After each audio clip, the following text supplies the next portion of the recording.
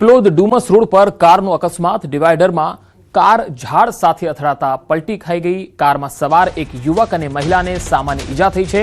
મહિલાને સારવાર માટે હોસ્પિટલ ખસેડાઈ છે। અકસ્માત એટલો ગંભીર હતો કે ડિવાઈડરમાં રોપેલ ઝાડ પણ તૂટી ગયું। અકસ્માત સર્જાતા કાર પલટી ખાઈ ગઈ હતી। ઉમરા પોલીસે આ સમગ્ર મામલે હવે આગળની તપાસ હાથ ધરી છે। તો ફરી એકવાર તસવીરો આ જોઈ શકો છો કઈ રીતે ડિવાઈડરમાં રોપેલ ઝાડ પણ તૂટી ગયું અને આ અકસ્માત કેટલો ગંભીર હતો, જે ઝાડ હતું એ પણ તૂટી જાય છે। યુવક અને મહિલાને સામાન્ય ઈજા થઈ છે।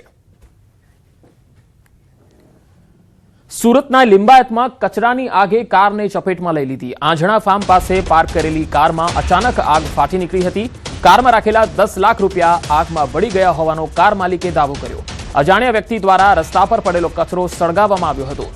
કચરાની આગ જોતજોતામાં વિકરાળ બની ગઈ અને કારમાં આગ લાગી ગઈ। ફાયર વિભાગની ટીમે ઘટના સ્થળે પહોંચી આગ પર કાબુ મેળવ્યો। સદનસીબે ઘટનામાં કોઈ જાનહાનિ થઈ નથી। આગ લાગતા અફરાતફરીનો માહોલ સર્જાયો હતો। આગમાં કારને મોટું નુકસાન થયું છે।